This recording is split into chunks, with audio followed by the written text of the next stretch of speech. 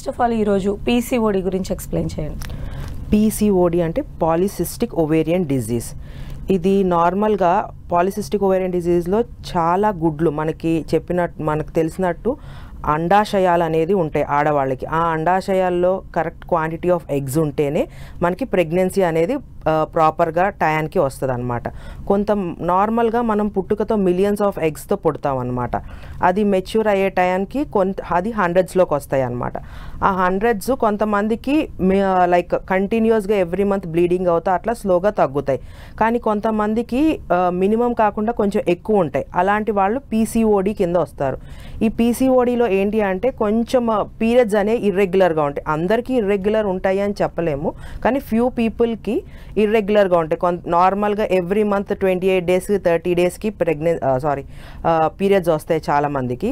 ఈ పీసీఓడి ఎక్కువ ఎగ్స్ ఉన్న వాళ్ళకి ఏంటంటే 2 months 3 months, కొంతమంది 6 months.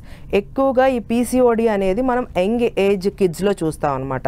లైక్ మోస్ట్లీ 25 years లోపల వాళ్ళకి, రేర్లీ 30 years లోపల వాళ్ళకి కూడా ఈ పీసీఓడి అనేది చూస్తాం అనమాట. పీసీఓడిలో చెప్పినట్టు ఇర్రెగ్యులర్ పీరియడ్స్ ఉంటే అలాంటి వాళ్ళకి ఏంటంటే ఇర్రెగ్యులర్ పీరియడ్స్ ఎందుకు వస్తుందంటే ఎగ్ అనేది రిలీజ్ అవ్వదు. ఎగ్ రిలీజ్ అయితేనే మనకి ఆ నెల ప్రెగ్నెన్సీ కానీ ఆ నెల నెలసరి కానీ వస్తుంది. ఒకవేళ ఎగ్ రిలీజ్ అవ్వకపోతే మనకి ప్రెగ్నెన్సీ వచ్చే ఛాన్సెస్ తక్కువ ఉంటాయి, నెలసరి కరెక్ట్గా రావటం అనేది తక్కువ ఉంటాయి. సో మీరు మీ హిస్టరీని బట్టి మీరు వస్తే దాన్ని బట్టి మనము ఏం చేయాలి, పెళ్ళైన వాళ్ళకి ప్రెగ్నెన్సీ రావాలి అంటే అనేది మనం పేషెంట్కి డిఫరెన్స్ ఉంటుంది అనమాట. దాని ప్రకారంగా మనం ట్రీట్మెంట్ ఇస్తాం అనమాట. అలానే ఇప్పుడు మీరు చెప్పినటువంటి ఈ పీరియడ్స్ మిస్సింగ్ అనేది మెయిన్ లక్షణంగా చెప్పొచ్చా? అసలు ఎలాంటి లక్షణాలు ఉంటాయి, వీటిని ఐడెంటిఫై చేయడం ఎలా? పీసీఓడి మోస్ట్లీ ఎట్లాగంటే periods irregularity first thing.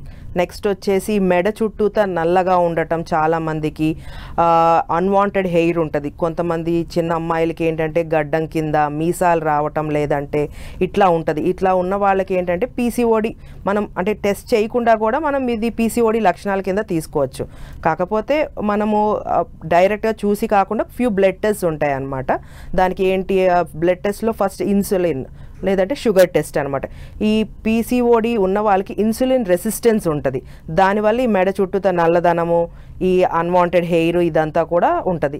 And ఇంకొకటి మనం స్కానింగ్ ఒకటి కూడా చేసుకుంటాం అనమాట. స్కానింగ్లో ఎగ్స్ అనేది మనకు తెలుస్తుంది ఇంకా క్లియర్గా, ఎన్ని ఎగ్స్ ఉన్నాయి, ఎక్కువ ఉన్నాయా తక్కువ ఉన్నాయా అనేది చెక్ చేసుకొని దాని ప్రకారంగా ట్రీట్మెంట్ ఇస్తాం అనమాట.